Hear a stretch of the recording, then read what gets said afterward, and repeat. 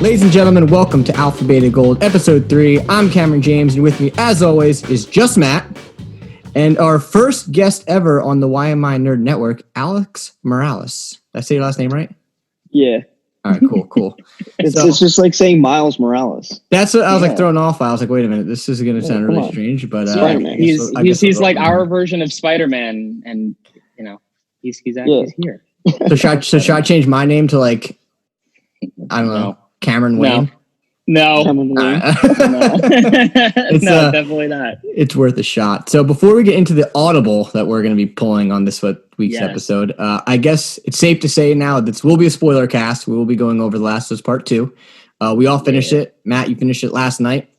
Like literally, yes. Just I already started my new Game Plus playthrough. Really? Because I'm going to try to go for the Platinum Trophy. Yeah, dude, I'm already I'm just charging through it. But yeah, I finished it last night. It came down to the wire. Just had to do it. So. And Alex, when did you finish it? When did I finish it? I think like a week ago. I think the weekend after it released. So that Monday. Yeah, It came out on a Friday, and I had finished it Monday too. Yeah, same. So, But are you guys playing anything else besides before we get into this? I know Matt, you were playing Ease. You still messing around with that? Yeah. I finished that actually yesterday morning. First thing, I was up super early. Finished that, and then I downloaded something because I just needed something to play until Ghost comes out. I needed something a little lighthearted, so I bought Minecraft Dungeons. It's like Diablo. No, it's actually it's fun. After the brutality of The Last of Us, I need something just silly and cheerful because that was just such a brutal game. I need something to, just something nice.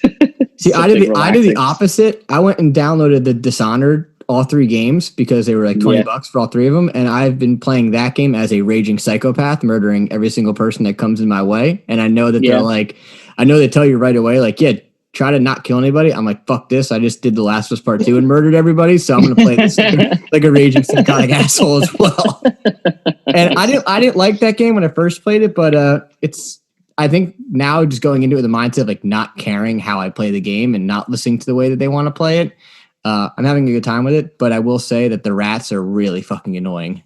Yeah, well, you gotta at least pay attention to some of what's happening in their world. Otherwise, you're not playing the game. You're just running through it and killing people. But there's a really good story, so you should at least take care and pay attention to that. Okay, good. Alex, what about you?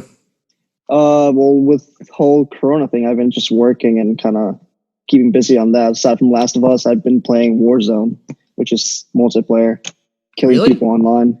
Yeah. I can't get into that stuff. I know they just released some didn't EA just release a new battle royale game, or they're talking about it? That just popped up. Or was it Ubisoft? Everybody's trying to do something at this point. It was another hero shooter thing. Let me look it up. Yeah, it didn't look didn't look for me. Those whole hero shooter things, like, was it Overwatch? I just can't. No, I can't. Overwatch and what is it? Fortnite. Fortnite's dead. Apex. I couldn't get into Apex. You think Fortnite's dead? I think so. Really? Yeah. Why do you think that? Well, I mean, you see all the main Twitch streamers and like YouTube streamers. They're not even playing it that often anymore. They're playing like Warzone or something else.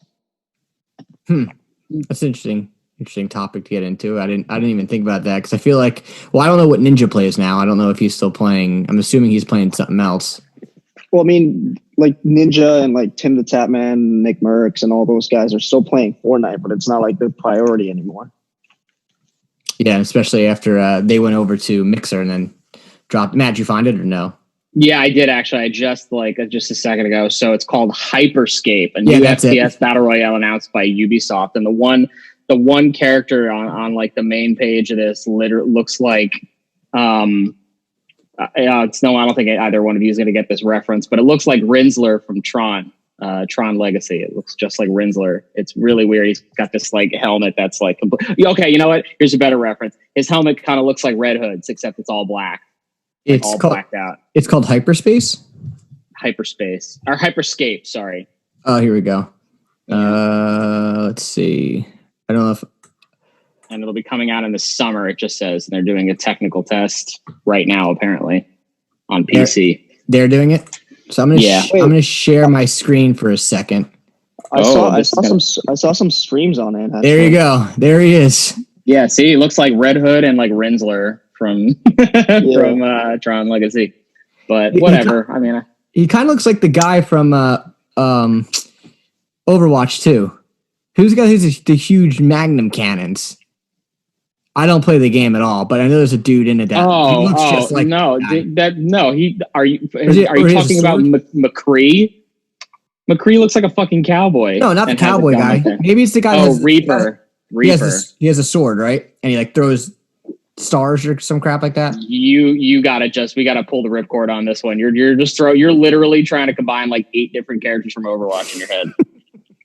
So we're gonna back out of this. I don't play that damn game anyway, so it doesn't really matter. But yeah, no. Once again, you can find us on Instagram at YMINerdOfficial, Facebook.com/YMINerd, and listen to new episodes every Tuesday on your favorite podcast service, and catch new episodes as well on YouTube every Monday at noon on YouTube.com/a bunch of weird things, because we're still working on that verification. But we're going to go ahead and tell you all once again, this is spoilers for The Last of Us Part 2 and Last of Us Part 1, we could safely say. So if you didn't finish the game yet, don't listen to this. If you don't, want our opinions, because opinions are for assholes, then you could turn this off as well now. If you do want to hear what we have to say and you don't agree with our opinion, do me a favor and don't comment on it, because I quite frankly don't care. This is just our opinion on it. This is just our opinion on it. And if you want to come on a show, you're more than welcome to join us at any time and give us your opinion on something, because we're those type of people. But that's rad. So Matt, we're going to let you take the lead on this episode. Oh God. I have no script for this or anything. I know I was texting you guys yesterday and I just saying, hey, listen, I think I'm close to the end. And, we're like, okay, do we maybe want to do this? And I wasn't sure. I didn't want to rush myself. I wanted to take my time. And then I realized I could just tell where I was that this really, after you had said like, okay, once you get to this certain part, you got to be close to the end. And then I really just tore through it. But I think this was perfect because I knew that I wanted Alex to be on here to talk about The Last of Us, because I know he texts me and he's like, where are you? Like, and I'm like, I don't want to talk about it. I don't want to talk about it. So this is probably about as perfect as it could get, but yeah, so this game came out now, 2 weeks ago, or maybe almost going on 3 this coming week. So you two finished crazy early. I certainly took my time, but let's break this down. So just, I guess maybe let's start with just real quick first. What are you going to give it on a scale of 1 to 10, Camryn? Oh, I'm going with a 9. Wow. Okay. I was not expecting that. Alex, what do you got? Well, for me, the first one was like a 10 out of 10, like home run. Mm-hmm. I think I'm going to go with Cam with this, a 9. Like, I think it was just as good, but like there was like some things in the game that was just like, I'm gonna hold back on it. Okay. Yeah. Well, we'll get there. You can elaborate on that. Yeah. I think a 9 is pretty safe. I know there's been a lot of controversy surrounding this game. I know there were plot leaks, months ago before this even came out. And I think that from what I heard, a lot of the plot leaks that had come out were 100% true. So a lot of people already knew what was going to be happening. So I guess we could just start off with the first big hit of the game, or the biggest emotional hit is the death of Joel. I think Camryn and I had spoken about it even a long time ago. We were like, that's probably got to be it. I mean, Camryn, you thought he was going to die in like the first 5 minutes, which isn't too far from the mark. I know. Yeah, I did say that. So, I was like, he's gone right away. Like they're not going to drag it on. But that was good, though. I mean, when they did these trailers, they certainly had a lot of people fooled with him showing up, with that little bit where he's like, did you think I was going to let you do this all on your own? I thought it was going to be Dina. I figured Dina would just make the most sense. She was going to be in love with Dina. Dina was going to get killed, and then those two were going to set out, and that was going to be the adventure. But they just totally did some movie magic with their trailers and just made it totally look a different way. But yes, who wants to go first with just how you felt when our good old father figure Joel did what they did him dirty. they got him. Not good. I actually stopped playing the game. I was like, I'm out. I got to take a break. I was like, I'm done for the day. Like after I saw that, because I didn't see it coming at all, especially when when Abby's first introduced to me, I was like, okay, are they going to somehow make this like the rumor the whole time was always that Abby was Ellie's mom. Interesting. So I was I like, hadn't heard that. Yeah, I was like, is this some sort of weird Ellie's mom thing that they're going to pull in here? I was like, or am I, is she some sort of love interest that Ellie's going to fall for? And then when she just like blows his leg off, I was like, we're really doing this right now, aren't we? And then I thought like, I remember I did it. You jump back into Ellie. She goes downstairs and you just watch him get clocked. And I was like, okay, everyone knows that in TV shows or movies, if you don't see the guy die, he's not dead. So I was like, all right, he's not dead. And then like they go like the next scene where like Ellie's like outside, I guess like with Dina, and she's like walking around. They're about to go to the house. And then when she was like, yeah, I can't believe that. I think she says like, I can't believe they actually killed Joel or Joel's actually dead. I was like, I'm done. All right, it's confirmed. I was like, I'm out for a while. So I actually took a break. I'm Alex. Well, I played it 12 at midnight. I started playing. It was like 2:00 when this hit me. So I was like, it was sad. It was a sad moment. But for me, like, I know a lot of people on the internet do not agree with it. Like they hate it and everything. I loved it. Like I was hurt, but I loved it. It was definitely like put me into like let's go on a killing spree kind of mode. And I mean, it does kind of set that tone for the game. It just puts you in a mood. Puts you in a really just revenge seeking mood. So yeah, and I was in a revenge seeking mood for about 8 hours after that. And what's interesting is I was listening to the Kind of Funny Games did a Spoilercast with Neil Druckmann and I think everybody. What's up? Ashley Johnson, Troy. Yeah, and he actually said that they had reached. I think it was their podcast they talked about, but apparently at one point they thought about having the player have to actually press the button to swing. No, I don't know if I could have done that. I mean, I took a break too, just for reference. After I didn't even wait until after he dies and they go to like Ellie's at the graveyard, like, just they're tending to the grave. I didn't even wait that long after Abby took that golf club and just fucking caved his head in, and you can and that was the worst part too, is because like I haven't felt that helpless playing a game in a long time. Like I've played games where you have some shit happen and you feel like worried or you feel helpless. That was just the look on Ellie's face when she's just like pleading for his life. Like I haven't felt that helpless in a game. And then when she swings the golf club and it's out of focus, but you can see like there's fucking brains on the goddamn golf club. Like they didn't even just try to like make it just seem like it was blood. It's like I watched that, the screen went black, and I was like, okay, cool, saved it, and I shut it off. I don't think I played it the rest of the day. I had to take a serious break after that. That fucked me up bad. But it does. It puts you in the mindset like you're just like, fuck, I'm gonna kill this. I'm gonna kill Abby. Like I'm going to kill her. And I know, and this is just, I guess, a part of a little side note of all this, is that Laura Bailey, the actress who plays Abby, actually has been receiving death threats because of this, because of what she did. It's fucked up. You go like, why are you threatening someone? Why are you threatening someone's life who plays a character? But it's kind of fucked up because like people are threatening to kill her, and like she had a baby in the last year and people are like, yeah, I hope your baby dies. Like, I hope your son dies.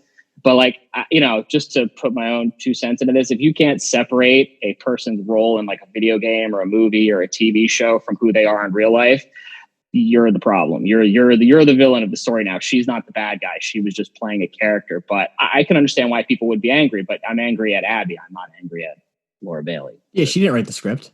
Exactly. She didn't do it. She chose a role and that was just it. But, I don't think people deserve death threats because they do something that you don't like. I mean, it's a character. I mean, I loved Joel, but I don't know how, I don't know if I would have been as motivated playing this game if it was, Dina or Jesse, had died at the beginning. They are very interesting characters in the short time that you know them before even Joel dies. But I don't know if I would have been as motivated to pursue this long adventure just for that. Like Joel, when that was it, I was like, nah, fuck it. Where do I got to go? I'm just going to start. I'm taking everybody out. Yeah, I don't think it would have worked. I don't think it would have worked at all. Yeah. So then Joel dies. What do? We set out on this long ass adventure, and then you get to Seattle for day one. But I mean, we don't have to just cover it necessarily each and every day because there's just so much that happens. But I think that's when the game starts really kind of opening up, and then you can go, into exploration. There's a little bit of open world in Seattle. And then you get to really start experiencing more of the combat. So what did everybody think of the combat in this one compared to the first one? Well, first, I thought touching base on like the day thing, the game does only take place, I guess you could essentially say, over 3 days. It's only a 3-day game. Like, it's not like... No, it's not. Yeah, well, you have the beginning, and then majority of that game takes place between Seattle day 1, 2, and 3, and then you have the flashback. Then you do 1, 2, and 3 again, and then time jumps at the end. That's what I was going to say. Yeah, but it's like not majority completely over the course of 3 days. No, but majority of that game you could say is arguably within the 3 days. I actually didn't like the exploration part of it, to be honest with you. I didn't like what they did with Uncharted Lost Legacy. I didn't like that little kind of hexagon-like open world area that they did. If anyone hasn't played that game, like there's exploration. But the whole Seattle Day 1 exploration thing right away, I know there's even a trophy that you have to, go to every single location in Seattle. It didn't do it for me. It kind of pulled me out a little bit, to be honest with you. But that's just my asshole opinion on that. Okay. Alex? Alex, your mic is muted. You're muted.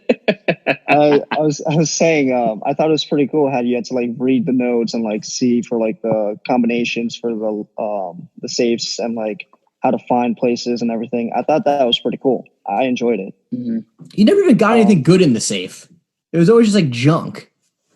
No, sometimes you got this. Sometimes you got your painkiller medicines, but most of the time it was like I got like five tool bits and like 1 bullet, and it was like that was not worth the time of going into this nest of like clickers just to get this fucking.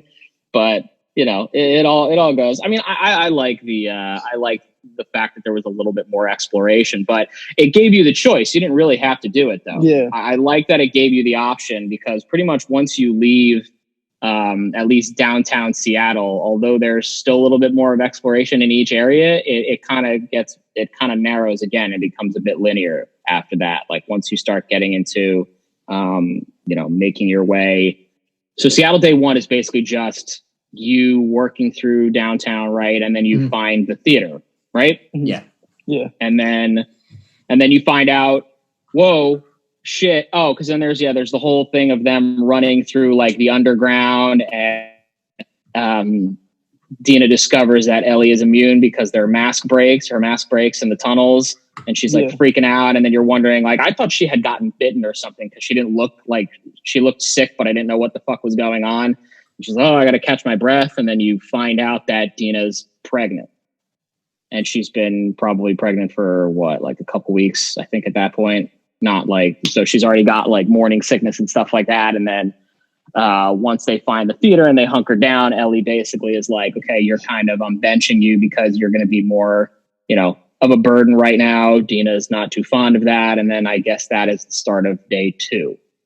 Now, help me out with day 2. Yeah, well, it's also interesting. I just want to touch base on too. In another podcast I listened to, apparently this game, they actually explored the idea, and this is from Neil Druckmann said it, and Hallie Gross, I think is the woman's name that was in the interview. Gross. Apparently this game, they thought about making it an open world game, and each there was like different hubs that you could have to go to as different, as Ellie, and then as Abby. I guess there was like 4 or 5 different hubs. So the game was originally supposed to be, they thought about the open world, and they just said it didn't work for whatever reason, like in the storytelling of the game, because they had like, I'm assuming that there would be some side quests in there. And I just thought that was really interesting to even put into context. Is if this game was an open world game, would it have worked? I don't think it would have. I think that they I agree with you. It wouldn't have. And I'll third that too. If it had been too open world, like just throwing a Grand Theft Auto size open world or like a Witcher size open world, it would never have worked. People would not have been invested in exploring that much of the world. It could only have been the way that it is. It couldn't, I don't even know, if they ever did another one, I don't know how much bigger than this it could be. I think they would need to keep it on the level of this, or maybe even just dial it back slightly. I don't think people would be keen on going around. I don't even think a third one's necessary. Well, a second one wasn't even necessary, but I agree with you on that. They did that. So, so then help me out. Day 2. What do we do in day 2? Because now it feels like so long ago. I feel like day 2 and day 1 was almost kind of the same thing. I think day 2 is when She Abby goes to look for the hospital. That's right. She goes after Nora. Yeah. Yep. And Okay. I think in day 2, isn't day 2 when you actually see the thing that they showed on the PlayStation when they did their PlayStation showcase when they showed like Abby like stabs the girl in the throat. Yes. Remember she's swimming. Yeah. When she comes out of like the underground for the hospital and she's playing like the PSP or the PSP. Yep. Oh, you mean Ellie? Ellie did that. You said Abby. What did I say, Abby? Yeah. Oh, yeah. No, this was the one when you it's the ending is like the Battle of Hillcrest and Resident Area, and you fight the WLF soldiers. Yeah. So I mean, I guess the thing for me that throws me off with this game is like I kind of feel like because the scenery is so close to like the same. Like I feel like with Last of Us Part 1, the scenery kind of moves a little better. Like you're kind of in different, obviously it takes place over a longer period of time. So there's like different environments. This, I just kind of got lost and like it all kind of looked the same to me. And I guess I didn't really, I couldn't really tell. I mean, if you didn't tell me like, hey, this is day 2, I would have no idea, which I thought was kind of interesting in this. Like how if you're in Seattle though, they didn't need to necessarily do that, but still, I mean, if you're in one urban environment the whole time, it's not necessarily going to look dramatically different. But I would say that after, because you do the hospital thing with Nora, then there's the whole chase scene with her where you're chasing her through the fucking the hospital, trying to get the information out of her on where Abby is. You fall into the nest, which I thought was fucking brilliant because that's perfect. It's like, cool, I don't even have to kill you now because you're going to end up dying from this infection anyways. But I thought Seattle got more interesting when you had to start heading to the aquarium, because then you start going to these areas. The aquarium was something different, having to, like, when you're basically on the ocean, you do the ocean, and then there were, I don't think it was Ellie so much as it was Abby when you take control of her, but you do the, when you're like trying to cross the city streets, but the city streets are just flooded by the giant raging river. Like, I think that kind of changed up the appearance of the game. Instead of it just being, here, I'm walking down this street, I'm walking through this residential area. I thought it was driving a little bit more. Driving the boat was pretty cool. Yeah. I like that. That was that's the third day. That's when she actually goes to the aquarium, and she ends up going in. She finds the aquarium. It's like pouring out. You have to maneuver your way through with the boat.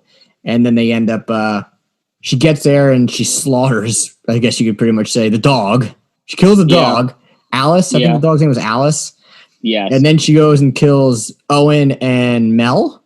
Yeah. And then she realizes, after the fact of killing Mel, that she realizes Mel is pregnant, and then basically has a almost miniature mental breakdown, realizing what she's done there, and feels a considerable amount of guilt. And I think most people probably would have felt that way too, thinking, I thought I was just killing somebody, but not realizing I killed a very almost about to give birth pregnant woman.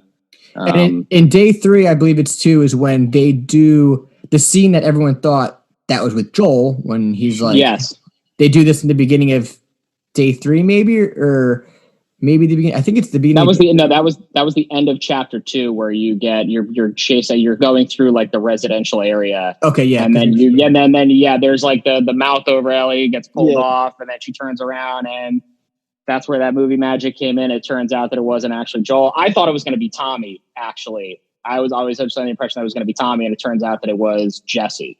So Jesse's there to help out. Very useful in combat, by the way. Just going to throw that in there. I think when you have the AIs with you, the other your companion characters, they're very good in combat. Like, nobody really sucks. Everybody's trying to do their best to kill whatever's trying to kill you. So they're not just mindless little robots running around. But and I know in day 3 as well, so Jesse goes with you, and at some point midway through day 3, you and him, pretty much Ellie and Jesse, pretty much have a dispute, and they go 2 separate ways. Yeah. Yes. And then that's before you would get to the aquarium. I think Jesse wants to go through the city, or take like the low roads or whatever, or the high roads. And you say, fuck it, I just want to get a boat and I want to beeline it for the aquarium. And then they get off. And then eventually eventually, again, you have the whole aquarium thing play out with, Ellie killing Mel and Owen and Alice the dog. And then it brings you back to the flashback. That was No, doesn't it bring you? No, I believe it brings you right back to the actual theater. Does it bring you back to the theater? Oh yeah, it does. It does. Yeah, because then oh god, no. So man. again, we're script free. We have no notes here. We're just winging it as we're trying to put this thing together. But yes, you go back to the theater. Jesse comes with you, and Tommy's there cleaning the gun, and then Abby shows up, and then Jesse and Ellie run out. Abby blasts Jesse in the face. He gets him literally gets him right underneath the eye. Just like he comes through the door and she like quick scopes him, like just throws up the gun, pulls the trigger. He gets fucking shot in the eye. And I literally was like, holy shit. I was like, no. So he's dead. And then Ellie's kind of like, dead. and then Ellie's kind of like, what the hell? And Abby, I believe, says, you really think I'd let you do this? You killed my friends. And then it goes to kind of like Alex said before, it goes to the flashback at which we find out why Ellie actually, Abby, Ellie, same thing. Why Abby actually wants to kill Ellie. And before we get into exactly what the reason why, do you think they pulled this off well? I think so. Yes. I would say, yeah, I think they did a decent job on it. I know just from reading comments on Reddit that some people were like, oh, that was dumb. They retconned these characters and they retconned this story just to suit their needs for making another game. But that's kind of the beauty of writing when you just have things happen, but you don't put a lot of detail into it because it allows you to kind of tweak things. But they basically make it so that it turns out that when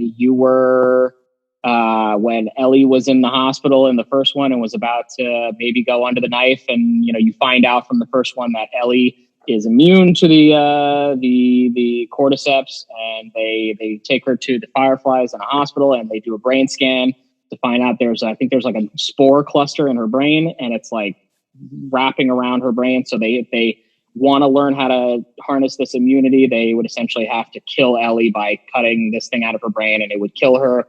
Joel says, fuck that. I'm not letting this, my newly adopted daughter die because of this. I'm not letting these people kill a girl. Goes on a complete rampage himself, kills everybody in the hospital, leaves, kills Marlene, who's the leader of the Fireflies, and then rides off, which led to the spoiler, like that very holy shit kind of ending where he lies to her saying that, no, everything's cool. You're not special, unfortunately. And then that was the dramatic cliffhanger. But it turns out that the doctor in the surgery room, the surgeon who's like, you can't do this. We need this, was Abby's father. And Joel basically shot that motherfucker right in the face. So that is Abby's motivation for this game, was that her dad was killed by Joel. And that leads her on this path of revenge. So it's weird. You're coming into your own path of revenge because you were already part of someone else's path of revenge. So it's this weird fucked up cycle the whole time of just somebody wants revenge for this, then you want revenge for that, and then it just keeps spitballing. So when you went to the flashback, did you put two and two together right away? Because it didn't click for me until they're out. I see it. It didn't. But he goes and he saves the zebra. And then I think the doctor and Abby are like looking over. Someone calls him over and they're like looking over at, I think it's the city or something.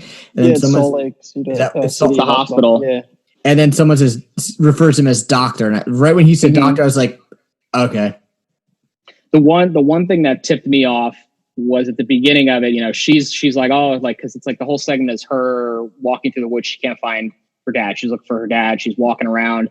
I don't know if it was her that said it or if it was because Owen shows up at one point, but no one says Doc. It's just they say, oh, well, like the camp is they're looking for you at the camp. You can't just keep going out like this. You're too important.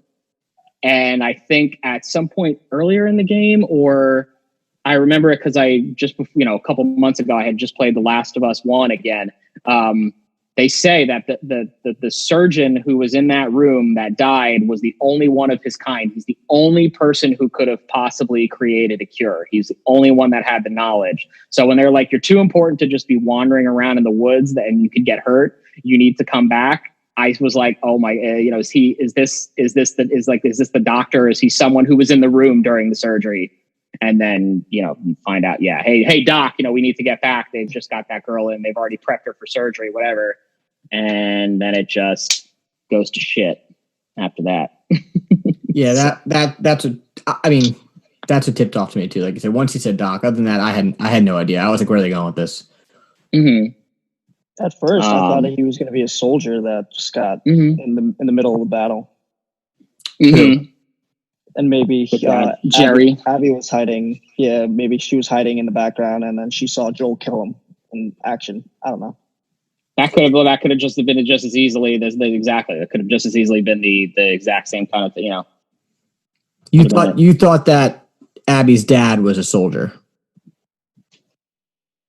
Yeah. Okay. Yeah, I did. I thought that he wasn't that important until I saw the hospital in the background, and I was like, okay, it makes sense. Which I thought that in the first Last of Us, again, I don't remember this. I thought Joel stabs him in the first game. No, you get the choice to kill him. I mean, you're standing there with a gun. You're the one that shoots him. It's not like a cutscene. Mm-hmm. Oh, I thought one of the guys was a cutscene, the other two weren't. But I don't remember. Again, I played the Last of Us 2. We played it back in November, December before this came out, maybe even February. When the hell? I played this when I thought it was coming out in May. So I played it sometime during the pandemic, and I said I think this is kind of ironic that I'm playing this game while we're currently living through our own outbreak. We played it side by side. Yeah, we did. Yeah, we played it. So I want to say it was probably February or March that we were. No, it had to have been March or April then, because it was after this shit really hit the fan here in the real world that we were playing it. But yeah, it was only just a couple months ago. So that game's still pretty fresh. But yeah, Alex is right. You basically are like there, and he's like, no, you can't do this. You can't do this. And then you basically just like press R2, and then he just and shoots him, blows him away. So then after that flashback, the game shifts gears, and then it flashes all the way back to Seattle day one. But now you are taking control of Abby, and you essentially play through. You didn't like any of it at all? I hated it. Wow. I did not like it one bit. I thought to myself, please make this only be like 3 hours, 4 hours. I want to go back to playing as Ellie. And I was there was a part of me that actually was like, I might not finish this game because I don't like playing as this character. I didn't like it because I didn't like though. Because I didn't like how so you play her in the beginning and you don't know who the hell she is. Mm-hmm. And it goes back and forth to playing as her, Joel, and Ellie, pretty much. Or maybe you don't even play as Joel in the beginning. Yeah, you do. You play him for like a hot second when he's playing the guitar. And then you go back. Then you go back to playing as Abby again, and then obviously she kills Joel, and I was like, I don't want to play it. Like, I don't want to ever touch that character again. I don't want to be her. I just want her dead. Like, move on with my life and get over it. And then when they did the switch, I was like, I don't want to play this. And even when she becomes, friendly with Lev and she, switches over, I didn't care. I didn't want to do it. I didn't like that part of the game at all. I know a lot of people on the internet love that part and was like, oh, I ended up feeling so sympathetic for Abby. I didn't. Just to jump ahead real fast, when you had to do the boss fight with Ellie at the end of Abby's. No, we're not jumping there yet. I'm just saying. Like I'm just saying. For me, I let Abby kill me like 20 times. I was like, there's a way around this. All right. I was like, there's a way around this. That other fight too, when you're in the theater. And Ellie's, you're essentially fighting Ellie, and you're all sneaking around fighting. About. You have no weapons. Oh, I thought you were talking about the. No. Oh, I let Ellie get me I let her hit me with the shotgun and then blast me in the face 5 times. Just I was like, that's a really cool animation. Just watching the head come right off, or her taking the machete and getting me in the neck. Okay, yeah, I can attest to that. Yes, I didn't like playing. The sympathy thing for her never attached to me. I never felt bad for her. I never. Sympathized for her. I never ended up liking her at the end. I think because of me, maybe because we had just played The Last of Us Part 1, like I said, 2 or 3 months prior, that, Joel was kind of still fresh in my head and, playing as him and it meant something to me, but they didn't get me to switch. They did not get my mentality, my mindset to Abby to ever feel sorry for her, to ever sympathize with her. And I wanted her dead the entire time I played as her. Well, as long as you don't send death threats to people, Camryn, I think that's okay. Besides the fact that she's bigger than Hulk Hogan in this game, she's huge. So, that doesn't mean anything. That's let her die. If you don't like let someone because of So real quick though, so her character is actually really cool because they used, I think it was, I don't know if it was someone at Naughty Dog, but like it was Abby's face. It was Dog. like a sound designer at Naughty Dog. They used her face, and they actually used a physical body scan of an actual like CrossFit, like a female CrossFit athlete. I saw, I don't know who posted it, if it was like Ashley Johnson or somebody on Instagram had mentioned it. And I was like, and it's weird because I saw the picture of the woman and I was like, yeah, physically, I was like, that is Abby. And it's weird because Abby on like her shoulders has these, like, you can see almost like freckles on her shoulders, like when you see her moving around. And like, I saw the CrossFit athlete like doing some exercise and I saw her shoulders and I was like, there's those fucking freckles. Like that is literally like, this is literally Abby. But yeah, she's just very physically I think someone even says like, there's like 2 points late in the game where Ellie's trying to find her again. And she's like, someone says like, yeah, there's no, it's definitely the right woman. She's built like an ox. Like she's built like an ox and she's with a small Asian boy with like scars on his face. So it's like, yeah, she's built like a brick shithouse. But Alex, I don't know about you, but I liked her part of the story. I think it kind of tied it all together. I did too. I don't know. See, like a man of culture. But I saw like a parallel between Abby and Lev and Ellie and Joel. Like it took me back to like, if I didn't see Abby kill Joel, it took me back to the first game where like it was like a parental figure and then a little kid. Mm-hmm. And I like that about it. And I mean, not gonna skip too much forward, but like that one scene where Ellie saves them when they're hanging up and she's carrying Lev to the boat. That took me back to the hospital when Joel's carrying Ellie away. I loved it. Yeah, I didn't say it didn't pull the story together. I just didn't like playing as her. Okay. Let me clarify that. I thought she was great. I mean, more or less, you're kind of playing as the same character. You just have different weapons. I mean, there weren't too many differences between their combat. Only thing I would say in terms of the physical combat, when Abby's fighting somebody with just her fists, she fights like fucking Bane. Like she is no bullshit. I love that. She's like a brawler. She's just decking things in the face and just stomping skulls out. Like total badass. That was amazing. Just starting to box like the runners and everything. That was pretty cool. Yeah, I wasn't expecting a boxing match with like all these infected. Yeah, I did think that Abby's arsenal was a little better. I liked her. Yeah, playing at that aspect. Flamethrower, dude. Yeah, I did like her arsenal a little bit better. I don't understand why they didn't just give her a knife and you had to go back to making shivs again. I thought that was a little bit of try to be like a throwback to the first one, but I mean, I didn't ever make a shiv anyway. I think I made shivs like a motherfucker, and I was using them at every possible opportunity because they were such good weapons. I loved using the shivs. Shivs were perfect because I always had a ton of supplies, so I was just constantly making shivs and stabbing the shit out of people and clickers and stuff. That's one thing I did not like about the game. It was like I was always stocked up on supplies. Mm-hmm. And like going back to the first game, like that was one of the rushes that it gave me. That I was like, oh shit, I got clickers. Like I have no supplies. Like that was part of the game that I loved. And this game, like I was always stocked up with everything, bullets and just stuff. I had a couple of moments where, especially towards the end, where I didn't have as much ammo as I want, and I think it made it more intense. And in the California part of the game is where I started to like lack ammo, and it was becoming, but it was a problem because of course I don't have ammo and there's still people that I need to kill, but it just made me get more tactical, get sneaky, wait for people to come around corners and then just smash a bottle in their face and beat the shit out of them instead of just trying to shoot them to death. So, what do we do with Abby's story? So that's why it's going to get tough for me. Her story, and it's just the weirdest part. Like I just fucking played through it and I'm already barely remembering. So you you come out of the stadium, you replay this in the stadium, you kind of re-meet all the characters. Right. You move forward with Owen. You at some point get back to the aquarium, and that's when you and Owen are looking at it, and Owen's like, "Oh, I'm going to claim this like as mine." And Abby's kind of like, "What?" Like, because then that's kind of where for me where I was like, "Okay, obviously Owen doesn't want to be with, this group anymore, the WLFs." I believe they're part of. The wolves. Yeah, so they end up going to the aquarium, which actually is my. I think it's in this scene again. Everybody, we don't have notes, so pardon us. Yeah, just totally winging it. At some point, you find the sea lion, the otter. Yeah. And I was like, all right, giraffe. I see what you're doing here. That was actually my favorite part of that game, seeing that otter or sea lion, whatever the hell it was. I like that part. I thought that was really cool.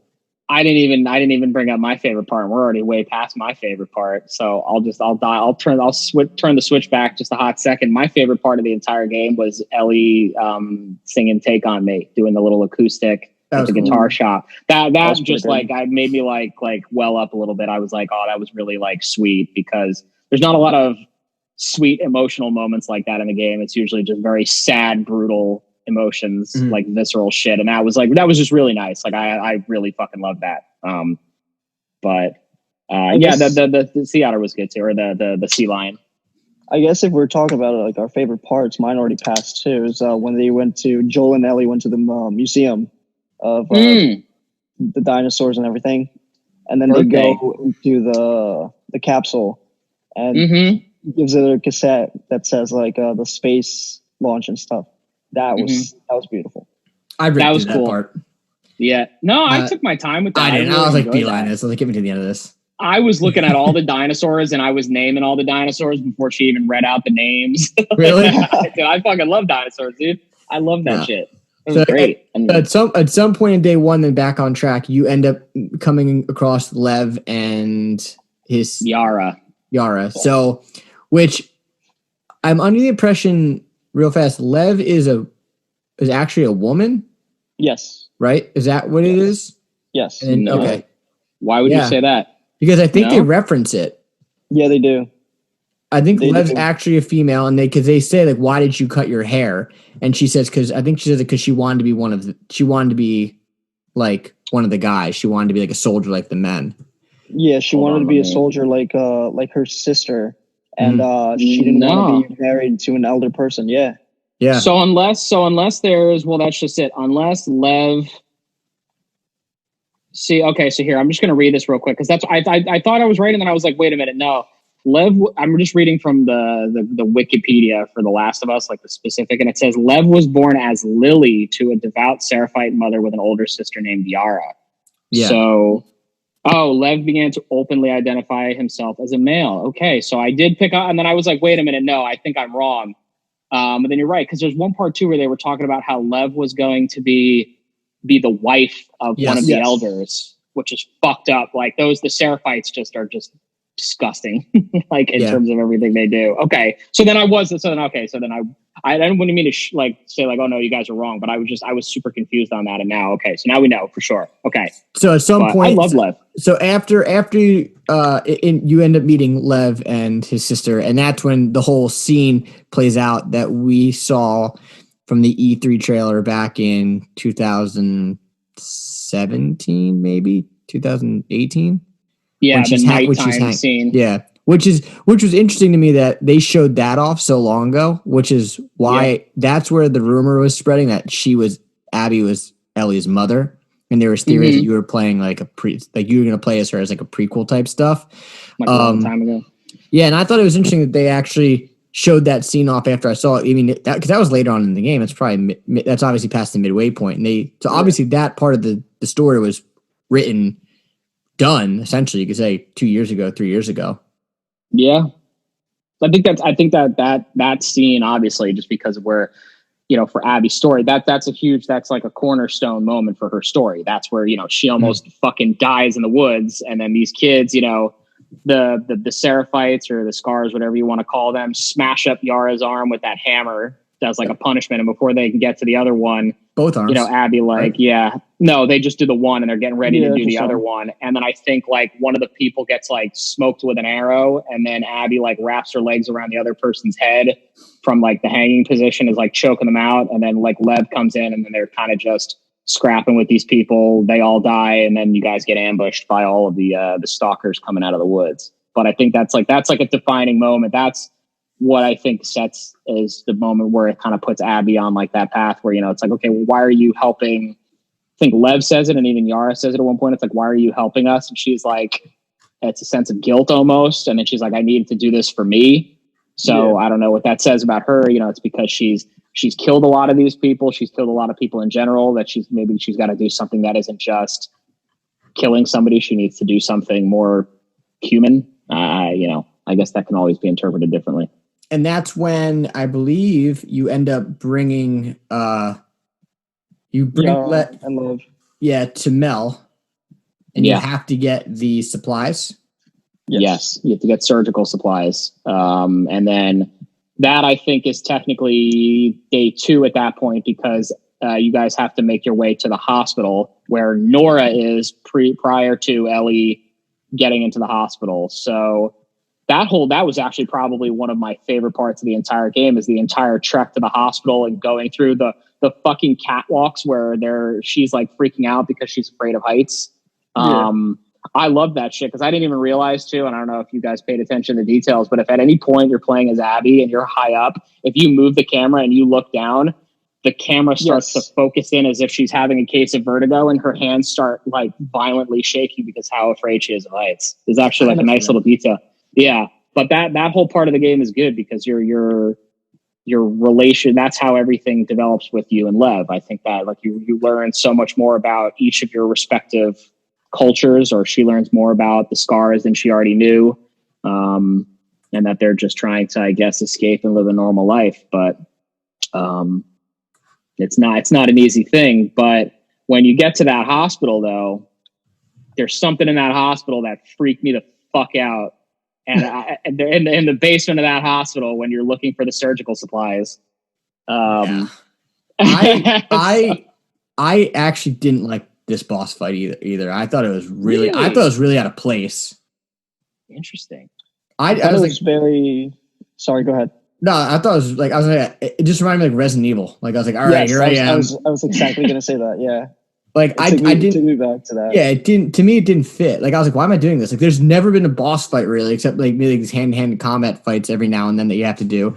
And even in the first Last of Us, I don't even think there was a boss fight ever. And here I am in the basement of this hospital. I run through every piece of ammo I have, every flamethrower round I have, and it's like, then you kill the thing and it spawns off this stupid little annoying clicker runner thing that just chases you around. And I'm like, what the fuck? I was like, is this a joke? Like, am I really doing this?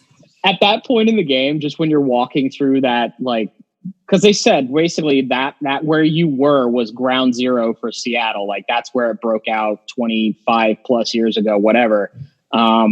I felt like at that point, Abby was basically a cross between Linda Hamilton and Terminator 2 and Sigourney Weaver and Alien, because you're walking around like stocked up with guns and ammo and a flamethrower now, and then you just get attacked by this fucking nightmare creature that looks like something out of like Bloodborne.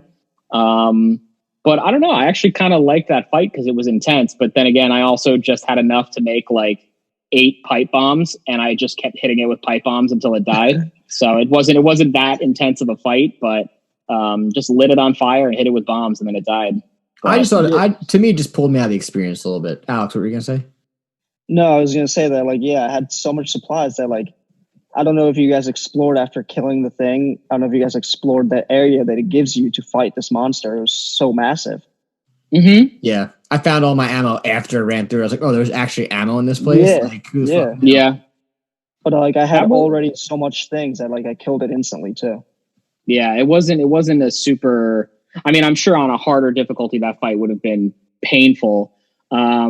But I think, yeah, I mean, in a way, I guess it is kind of out of place, because you mean the biggest kind of monsters you experience are like in this one, or like, I don't know what they call them. It's like the bigger version of the bloaters. Like, it's like the big tank looking fuckers. Yeah. But like this one, in terms of the fungal infection, it makes sense, because when they're just left, the longer they're infected, the bigger they can get. So this was just a giant cluster of things that happen to grow together to make one giant thing. So I guess in terms of how the disease, or the fungus rather, because it's not a disease, spreads, I guess from a science perspective, I guess that kind of made sense that something like that could happen. But I don't know. Maybe you guys are right. Maybe it was kind of unnecessary for that part. But maybe later in the game that would have been interesting. But instead of just halfway through the story, you have this crazy monster you fight, and then you never see anything like that again after that. Yeah, I definitely thought it was an interesting design choice because I think the only other time you really could say you kind of fight like some sort of boss, other than like the occasional human like one-on-one kind of fights that you have, is I think you're playing as Abby or maybe it is Ellie. At some point you're in an arcade and you fight Ellie. You are, and you're fighting that like, the big bloater looking thing for like the first time, I think it is, and it just like destroys everything. It's like running through the wall and it's like knocking all the arcade machines down. I mean, well, no, you fought one of those. You fought one of those because there's a flashback previously somewhere between this and that, where with Ellie and Joel when they're walking through the hotel and outside of Jackson, and you fight one of them. But that fight wasn't even that bad because the whole time Joel is just running around like a champ with a shotgun with infinite ammo and is just blasting it. So it's like, if I just run around long enough, this thing's going to die anyway. That's what I did. So. But other than that arcade was kind of like the only other kind of boss fight, I guess you could say. I would like, and that one felt more, I guess, in place to me than this big zombie like Resident Evil creature that they just kind of whipped up. And who knows, maybe they did it because they're like, hey, if we ever make a third one, do people like this idea? Maybe it was like a test thing. I could have lived without it though. I think that they could have just you could have just shown me a couple clickers down there or show me something that was really weird, but I don't think I necessarily needed to unload my entire ammo clips on it. So that's just my opinion. So then we do that. We get a surgical kit. Turns out the reason why we need the surgical kit, I mean, we knew this before we were coming into it, but we need the surgical kit because Yara is having compartment syndrome, like her arm from her right arm or her left arm from her elbow down. It can't be saved. It's not going to be fixed. It's just completely fucked. So they have to just cut it off. So that's why you go to get the surgical kit. You go back. Mel does the surgery. Everything's fine. Yara, a little woozy, but otherwise she's pretty much okay. And then I think, isn't that kind of around the time where it starts to shift to day 3? And Lev leaves. Right? Lev leaves. Yeah, Lev like runs away, and then you got to kind of go catch up to Lev. And it turns out that Lev is running to the island where the Seraphites live. And he's basically going back because he wants to get their mother, because if they're going to run away, they want to take her with them, despite the fact that she is a super duper devout religious fanatic, I guess. And then you and Yara are basically running to find a boat so that you can get to the island. And then that starts I thought that was a pretty intense segment of the game. Just getting to the island, everything's pretty business as usual. Getting the boat was pretty cool. Like, she's the sniper's Tommy. And then he shoots, what's his name? Abby's friend. Manny. Manny, yeah. That was hilarious. I thought it was funny. Manny got smoked when you got to that door. It's like, oh yeah, this is going to be, he's dead. His head just explodes. What I did think was interesting though, when Abby lost all of her friends, is I kind of felt like they did kind of what I had said last week with Lenny in Red Dead. It was they just die and it's just like, it's over. Like there's nothing, like they don't, which I thought was a cool design choice where like they don't mourn on it. It's just like, oh yeah, Jesse died. Oh yeah, and then in Abby's sense, with Owen gets, when they all die, like they don't kind of emphasize it really well. They just kind of show it and then move on. Well, I mean, I think Alex was probably going to the same point that I was. So go ahead, Alex. I mean, maybe we are, but the way I think it is just like the Last of Us world is just, there's no time to mourn. Mm-hmm. You just have to keep going. Yep. And like in her case, she's on a mission, and then she also has to try to fight Tommy, and then there's monsters everywhere. So it's like in the moment you really can't. Yeah. I think I just thought it was interesting that they did it. I agree with you 110% that it made sense to the story. Like you couldn't have mourned it. It would kind of pulled her out of character. But I just thought it was interesting how they just kind of everyone just died and it was over. Right, and then you eventually get to the boat. You get to the island. Oh, can we discuss the sex scene that they did in this? Like, what the hell? I mean, hey, Steph was like making dinner, and I was like, "What is this?" She's like, between Owen and Abby. Yeah, I was like, "What the hell?" I was like, "All right, they're not going to show any titties." Then they get a titty in there. I couldn't believe that. It was all peck. It was all peck. She was so muscular. That would. I did not expect that.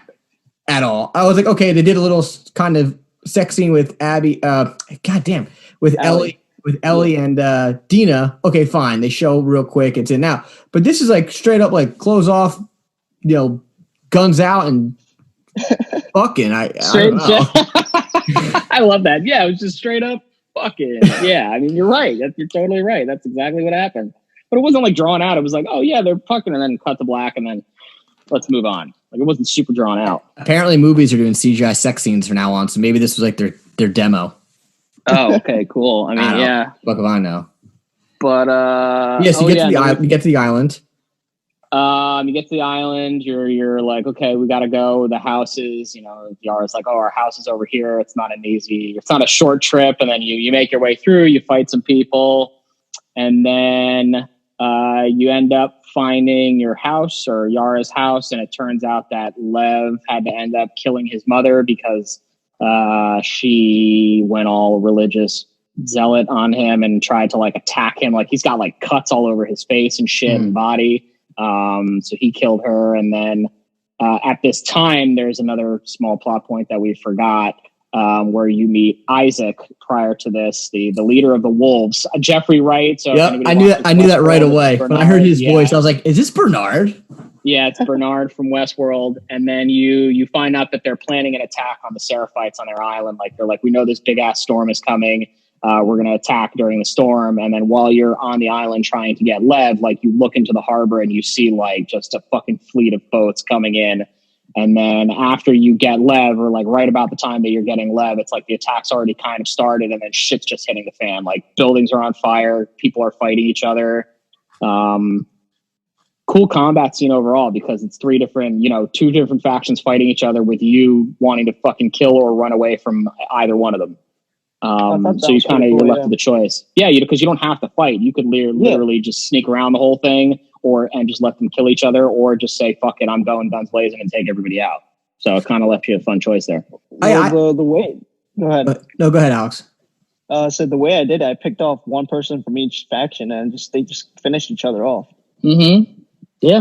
I had actually a weird situation that when I was trying to do that, where I wasn't trying to use any ammo and just kind of floating around. But at one point, like, you have to get into a building to move on to the next like scene, and like the Seraphites and the wolves fighting, and like they weren't killing each other. I was like, can you guys just finish this off? I was like, all right, fine, I'll just do it. And I was like, ran in with my shotgun and just like ended it. And I was like, all right, this was kind of strange, but yeah, I thought that was really cool too. I thought that was a good set piece, little Rambo-y when it all gets catch on fire, because eventually the whole city is on fire. Yeah, it gets really crazy, and then there's unfortunately another death scene. You're coming out of, I think it's like a brewery you're in, and you're cutting through the brewery, and then you come out of the building, and then Yara gets like grabbed by somebody, gets in a tussle. There's a gunshot. I guess she gets shot in the stomach or the chest or something. Is on the ground. Is it Lev that kills the guy, or was it Abby that? Abby. Oh yeah, that's right. She grabs him like hostage style. Yeah. And then a couple of the wolves come out, and then Isaac's there, and he's like, "What the fuck are you doing?" And then that guy gets killed, and then they're like, "Okay, like you can't run anywhere. We're taking you in." And then fucking Yara, still alive, just lights up Isaac like 5 times. Oh yeah, I forgot about that. She puts him down, and then gets lit up. Yeah, she gets tore up. Yeah, they're like, okay, well, you just killed our leader. Fuck you. And then everybody's just pouring bullets into her. And poor Lev is like freaking out because he's like, we got to go back for her. Like, they have to run away. It's like, we have to go back and get her. And it's like you were saying before. It's like, she's dead. We can't. Like, we literally can't. We have to get the fuck out of here. We're going to die. Like, we need to leave now. And that's when you get the horse. Yes, and there's just like a segment where you're on the horse. You got to try to like shoot some people while you're riding, and at this point you're heading to the harbor because you need to get a boat to just everything you were trying to do on this island was pointless, and you're just trying to get the fuck off of it and get back to the aquarium. And then you have the boss fight with the guy in the water, the huge dude, and you like the big slice his freaking mouth open. That was actually really intense because like he like takes his hammer, not like a super hard swing, but he hits Lev pretty hard in the face with that thing and just knocks him out. Like just smacks him like he's a rag doll. I mean, when you're fighting him in the woods, because you have like the Sith the thing that you use like to cut like corn down. Sickle. I think the sickle. Sickle. And you slice the guy's face. Essentially, his cheek opens. His jaw is just hanging there. And when you're fighting him in the water, at one point she like grabs it. I was like, is she gonna rip his? Like, are they gonna go here and just like rip his fucking jaw off? Yeah. And then they end up not doing it. So I was like, all right, I guess you had to hold back a little bit. You can't just rip off someone's jaw. That's what you. That's it's The Last of Us. You could pretty much do whatever you want, but that fight is intense, and then you get this shit kicked out of you. You lose your pack in the fire, so you have like no weapons, and then it's like okay, you shamble up to a boat, you get in the boat, and then you just leave. Lev is just completely emotionally distraught because his mom's dead, his sister's dead, and you're heading back to the aquarium. The storm is like raging at this point. And then that's pretty much about where your story syncs up, where Ellie had killed Mel and Owen. And then you're coming into the aquarium as Abby finding the dead dog. And she's like, what the fuck? And grabs I think she just grabs like a pipe. And it's like, okay, just, Lev like eyes up. And then she goes in, she finds Mel dead. And then she sees Owen and just gets, she's crying, but she doesn't like scream or anything. She's just like, you can tell she's just like, I know who fucking did this. And I'm going to find them and I'm going to fucking kill them. And then the map. Yeah, well, I don't know if you caught that before before they go to the island when she fights and stabs Tommy. Like, something happens that she knows that he's going for them.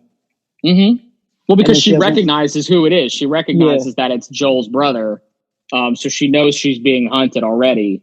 Yeah. And then I guess she puts more than 2 and 2 together once she finds them all dead.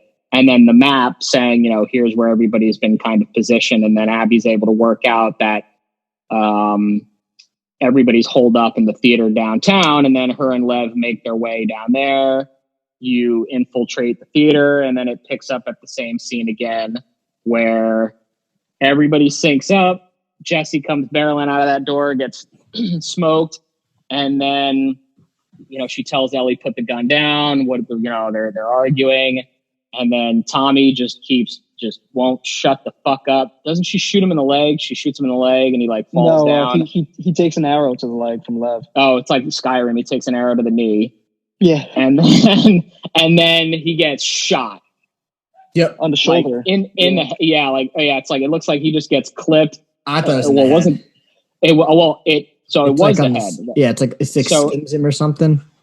Yeah, so he gets shot in the head, and I freaked out because I'm like, God damn it, fucking Tommy's dead. And then then you get into the fight scene where it's Abby's trying to like chase after Ellie. But it's funny because when you're chasing her through the theater and Ellie's like running for the curtains, I didn't even bother shooting at her because I'm like, I don't want to shoot Ellie.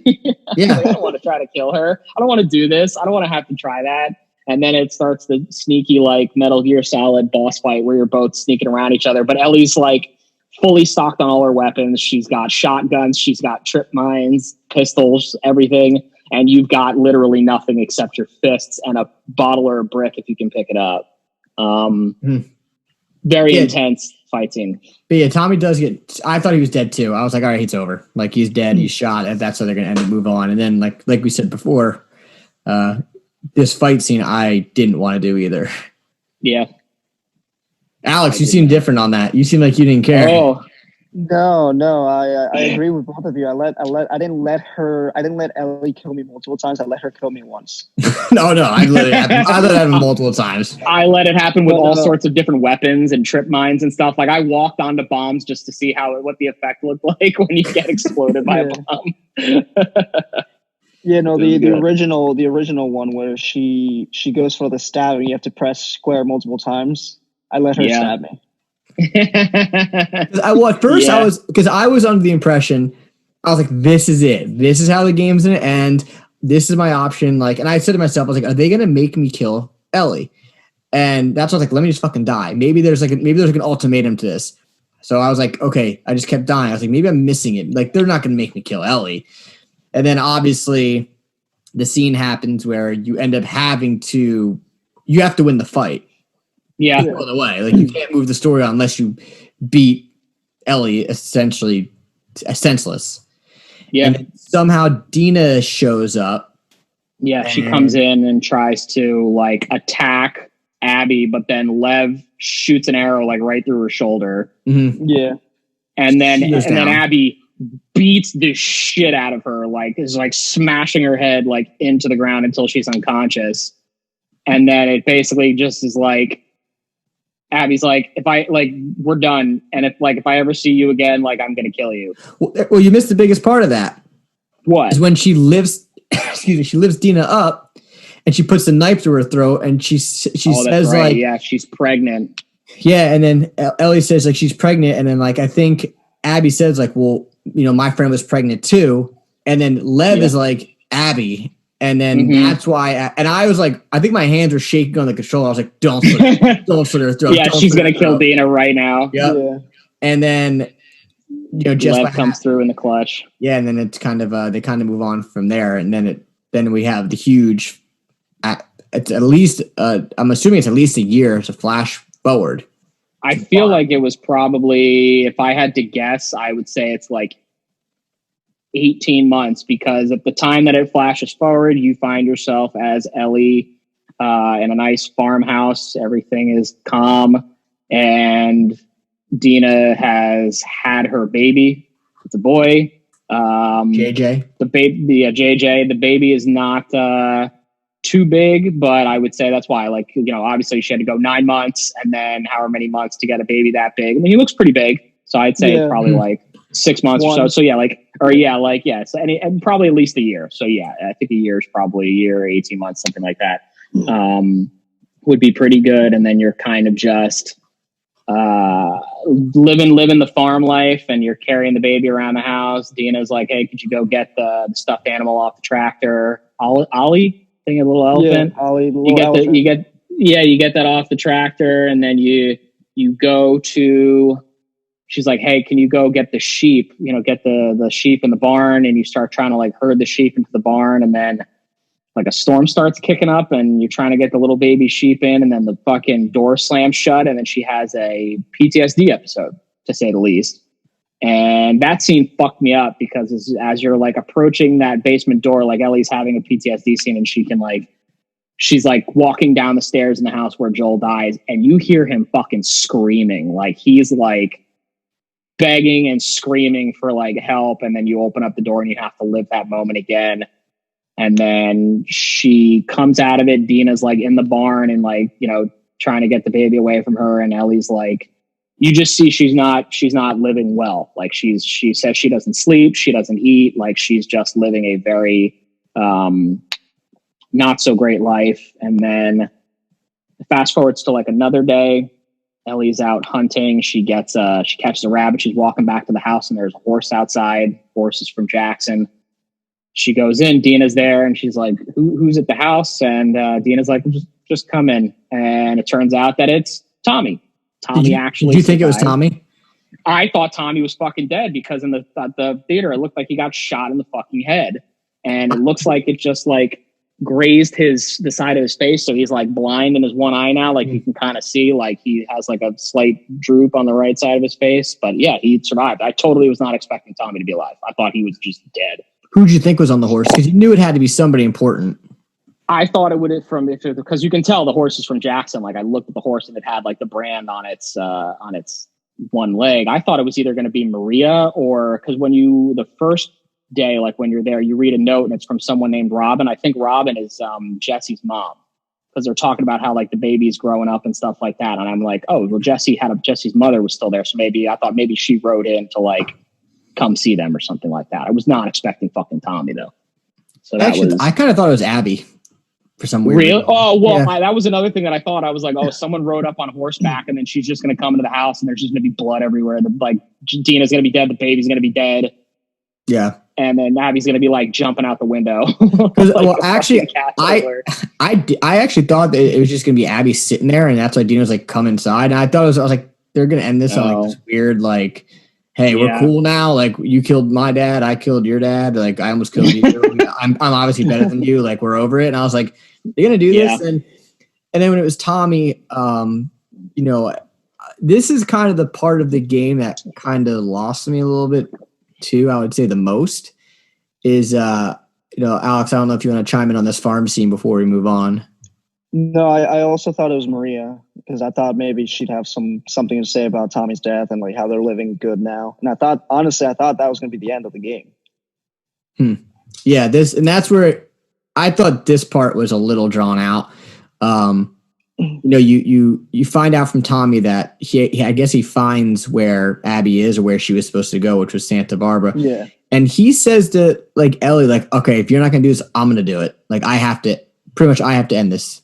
So Tommy leaves. You wake up as Ellie in like the middle of the night, and Dina's kind of like, if you go, like I'm out, like I'm leaving. I can't do this. I can't sit here and wait for you.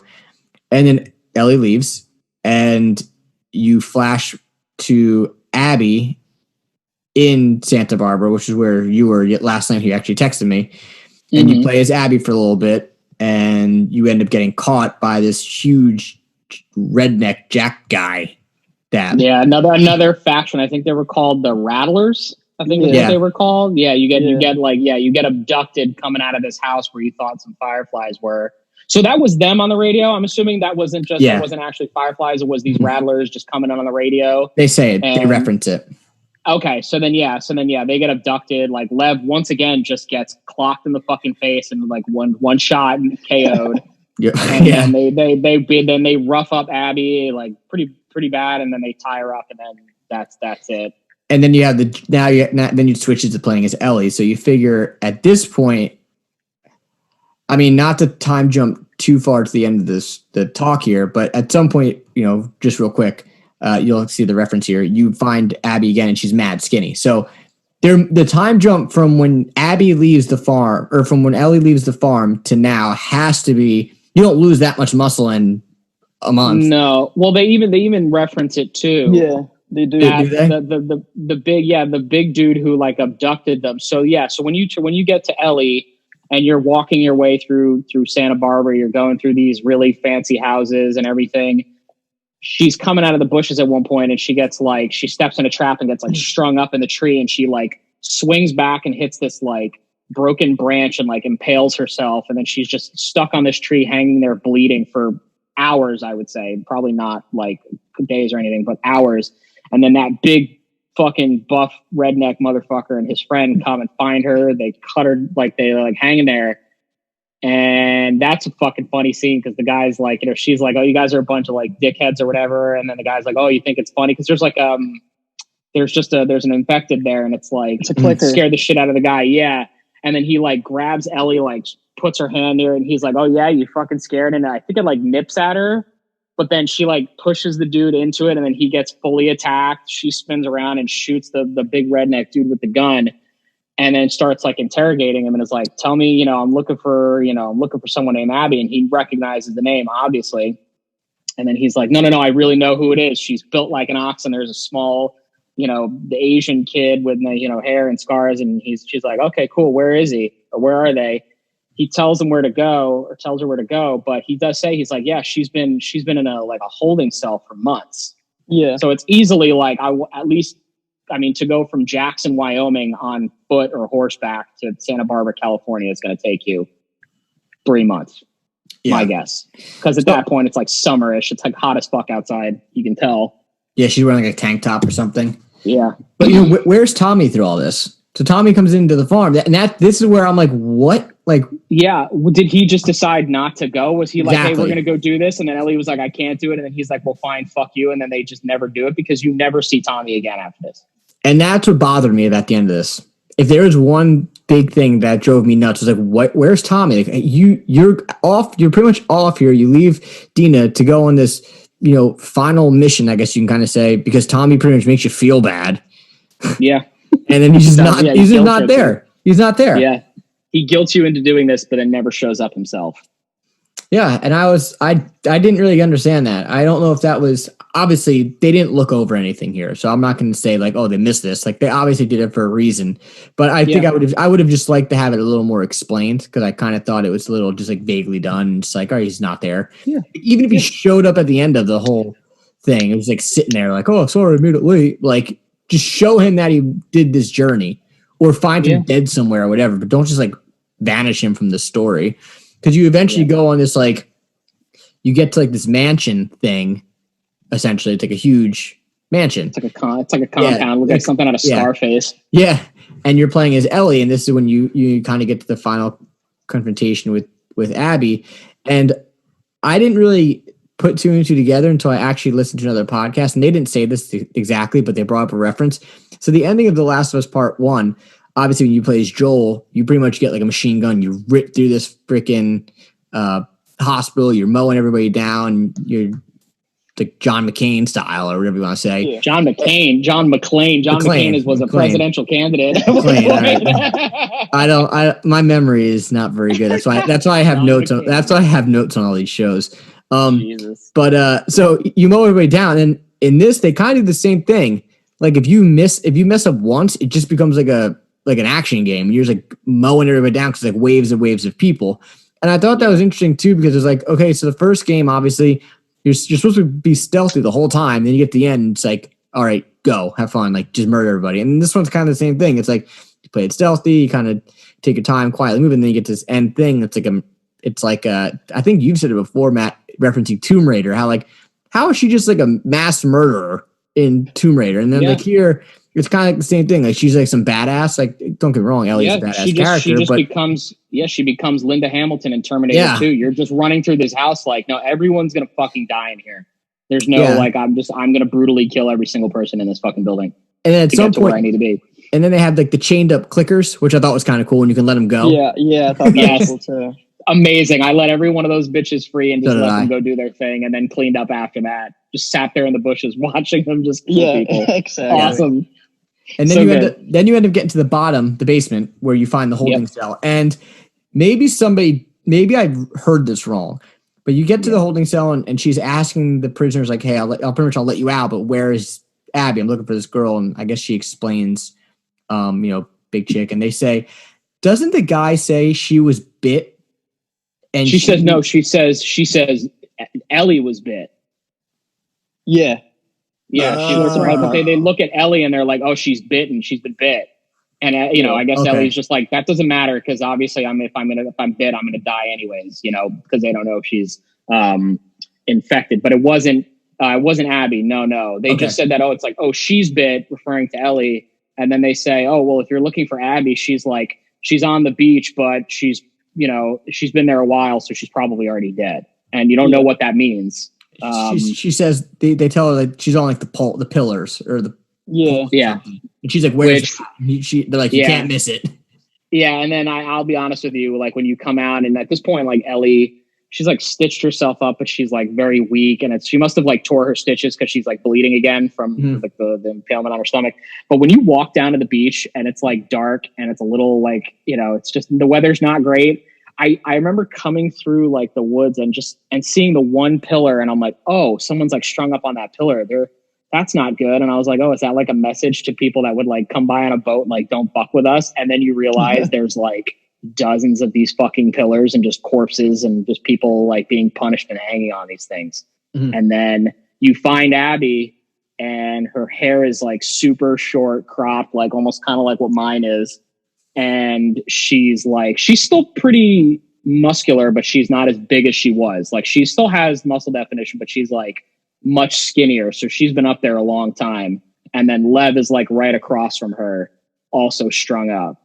And then you cut her down, you get Lev down. And then she's like, let's get the fuck out of here. You start walking to the boats. Abby's putting Lev into the one boat. You're starting to get into the other boat. And then you have just this flash of Joel being on the ground with his face all bloodied, about to die. And Ellie's like, I can't let you leave. And then starts like, I guess what you would call the last boss fight, which is basically just a brawling session where Abby's like, I really don't want to fight you. And Ellie's got her knife out and she's like, well, I'm going to fight you. She puts it to Lev's throat. Yeah. She's like, you're going to have to do this. Wait, something to go back on for that, for me personally. Cool. So like you said, Cam, like about the machine gun and going through the hospital for Joel, and now it's Ellie doing the same thing. And back to what I said about Joel carrying Ellie out of the hospital, and now Abby carrying Lev out of the hospital. That was just like complete parallel for me. I thought that was really cool. But now, now we're fighting them, and I thought that was a pretty cool fight. Yeah. How they made them equal, because now Ellie's like stitched up and she's scrawny, and now they made Abby scrawny and she's hurting for months of being on the pole. Mm-hmm. I mean, the only thing that I kind of thought was it was very Naughty Dog on this fight scene. It's like when Nathan Drake freaking falls out of or crashes the plane in Uncharted 3. And he just walks across the sand dunes, and all of a sudden they get into this firefight, and he's like completely fine. He's like John Rambo again, shoot everybody. It's like the same thing here with Abby, but I guess it's kind of like adrenaline kicking in, or like the human survival instincts to just like kicking in. That, and it's also like it's not even like a fight. It's like we're weak, tired, and like almost like a drunken brawl. Like their swings aren't all like thrown with intent. Like some of the hands are just like swinging just to sort of do something. But yeah, that gets brutal, and then Ellie gets her fingers bitten off. Ooh, yeah, these two fingers. She like tries to like hold Abby's mouth, and Abby's like, "Fuck you," and bites them both off.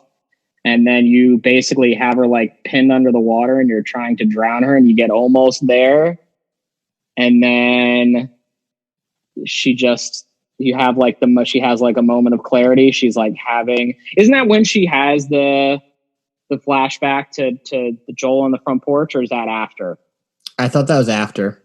I thought that was after too. Okay, so then she has, I guess, just a moment of like clarity, and she's like, basically just like, yeah, I don't want to do this anymore. And then it's just like, go. Like, there's no point in doing what she's doing anymore. Like, it's not going to give her what she wants anymore, I guess. So then Abby gets in the boat, goes off, and then you're just sitting there in the water, and then crying. Yeah, and then it flashes forward to probably what is a couple months later, and Ellie's home to the farmhouse. She comes in. Before you go forward a little bit, one thing I don't know if anyone touched up on this, from the creators or anything, but Abby biting Ellie, was that the same fingers that she got bitten by an infected, and her having like the fungus in her like body? Would that mean that she can like transmit it? Ooh, Alex! Whoa, she might be fine until she's not fine. Yeah, I don't know what that means. Like, if she's immune, does that mean that she technically does have it in her body? So does that mean?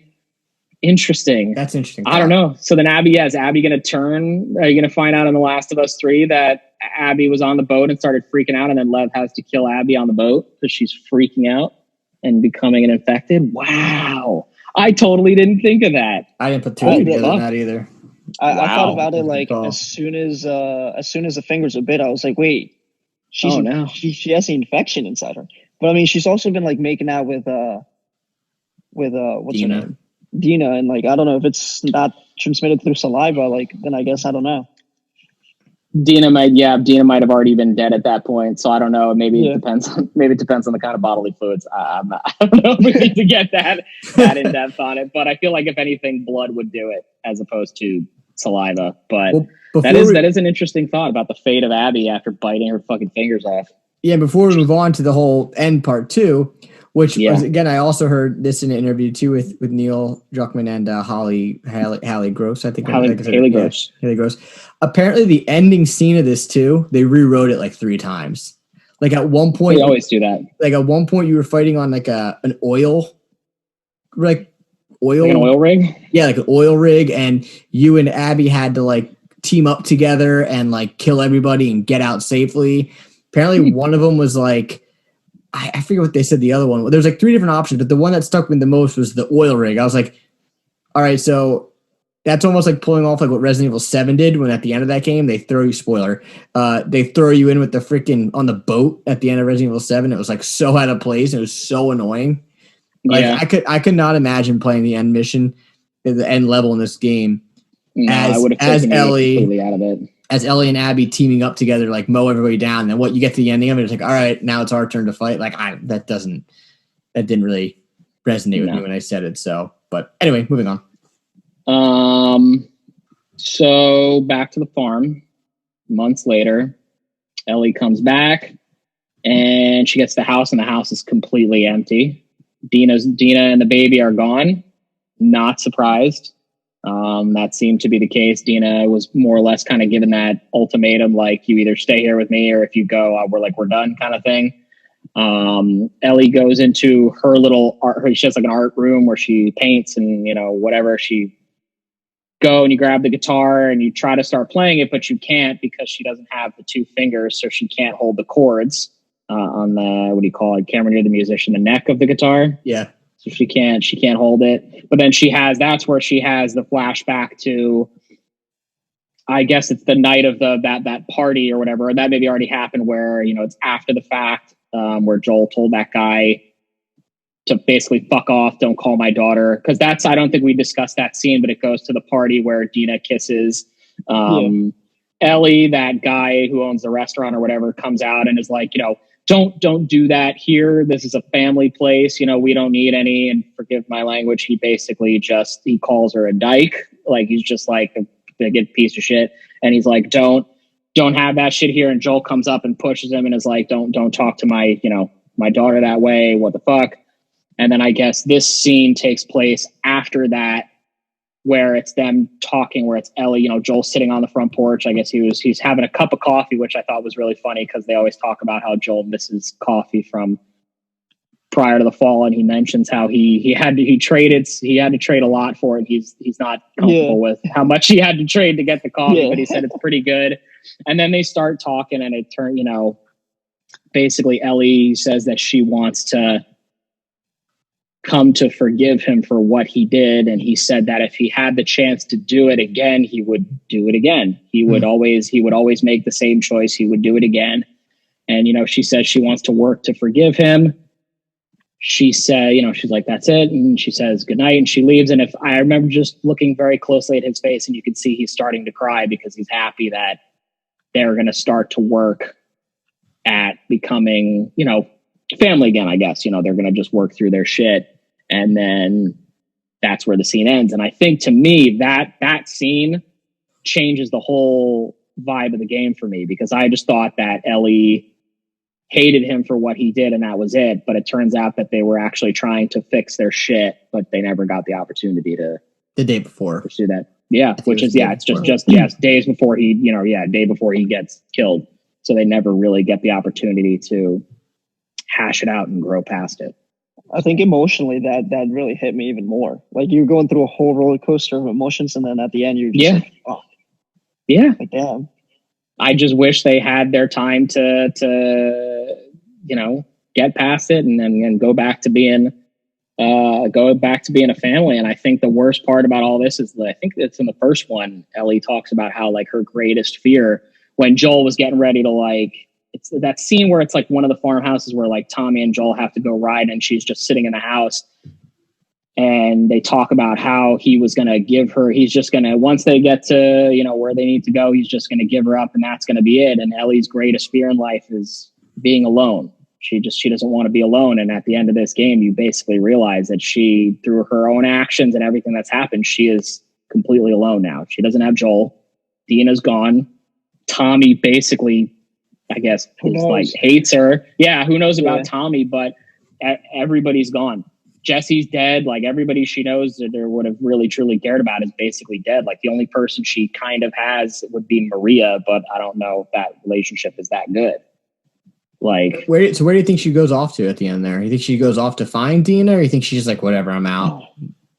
I don't know. I think maybe she is trying to go find Dina, but it could be anything. That's The Last of Us 3 if they're ever going to do it, and then that's going to have to be the last of those games, no pun intended. I mean, first of all, she could have easily just taken that guitar, put it in the case, and restrung it to make it a lefty guitar. Just putting it out there. She could still learn. She could have relearned how to play. She could have turned it around. So I'm sure she eventually will.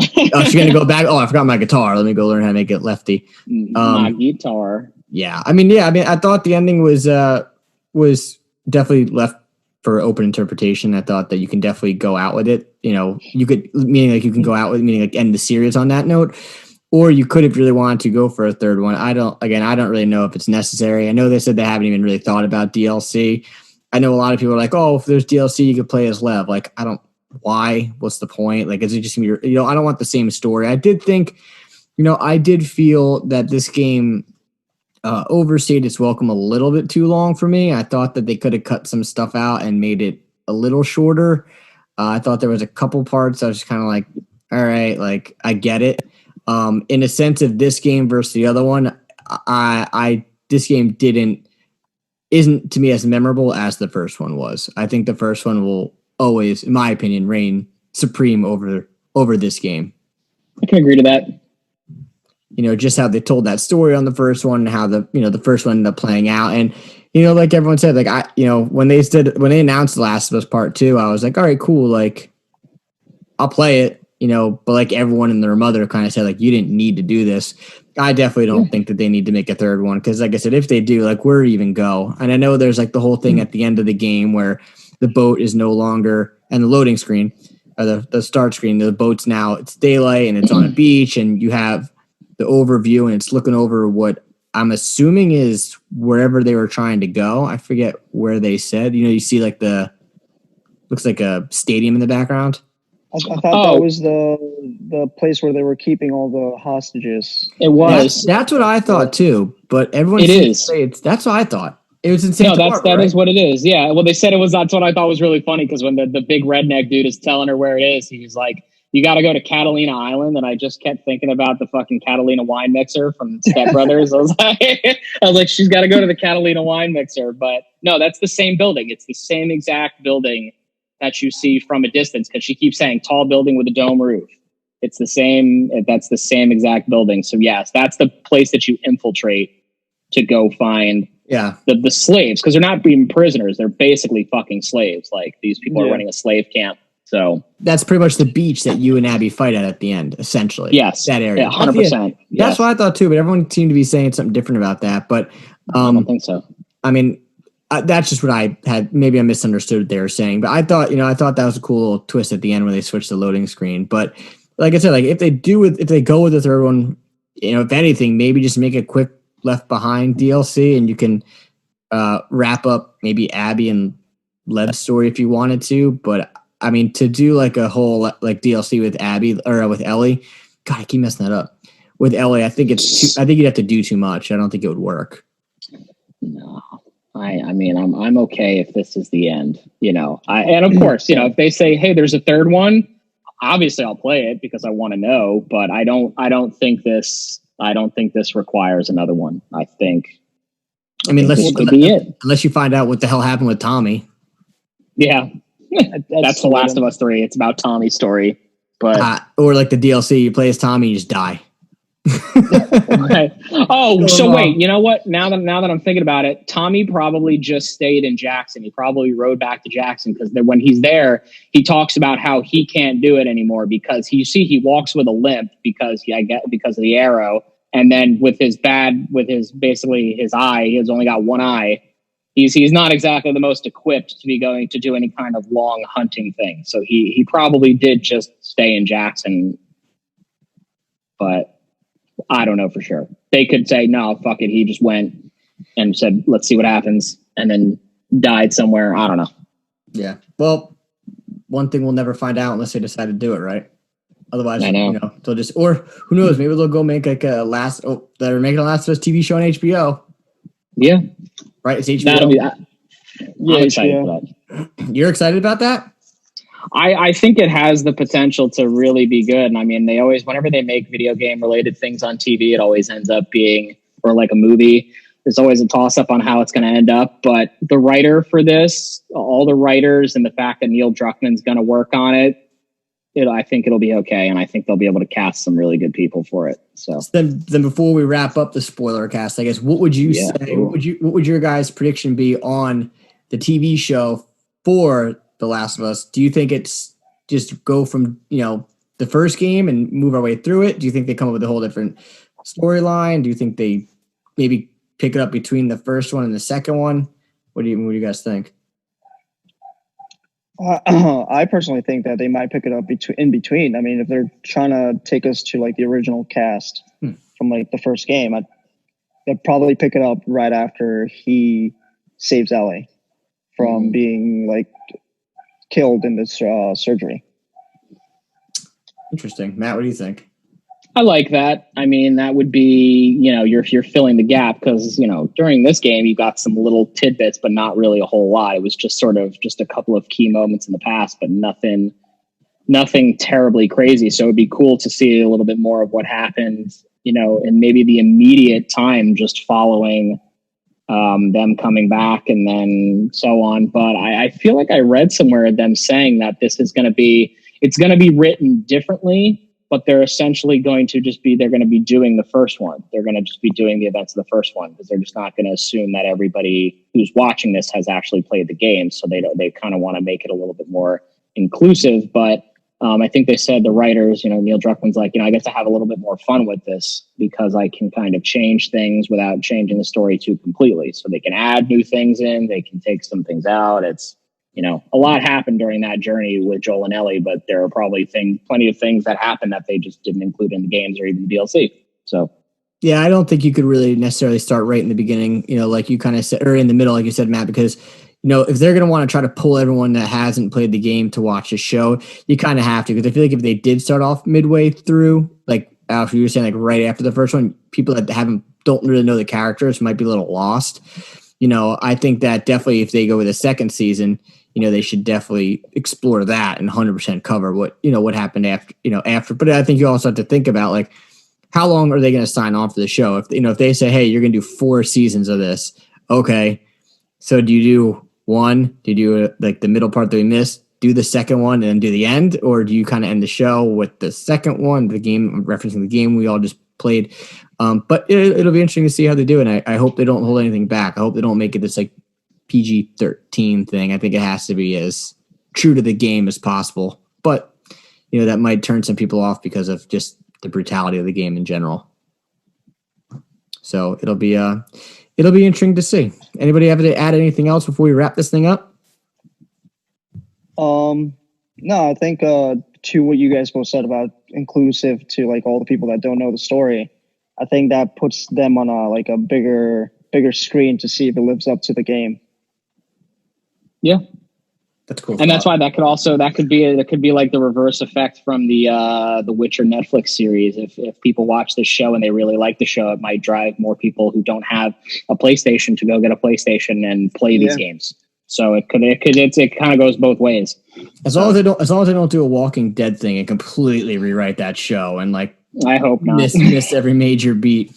So, but once again, Matt and Alex, thank you as always for joining me here today. Once again, this is Why Am I Nerd presents Alphabeted Gold. This was episode 3. You can find us on Instagram at Why Am I Nerd Official, Facebook.com/Why Am I Nerd. Check out new episodes every Tuesday on your favorite podcast service and catch new episodes on YouTube every Monday at noon. And as I said prior, YouTube with a bunch of weird things because we're not verified yet, but you just search Alphabeted Gold or Why Am I Nerd and you can catch all of our other shows there. So, Alex, hopefully we can get you on board to do a couple more of these things. It was great having you here. Yeah, of course. Obviously, we definitely steered away from our script that we had originally. So I guess this whole script is going out the back end and getting thrown away because by the time we end up talking about any of this, I'm sure something new is going to come up.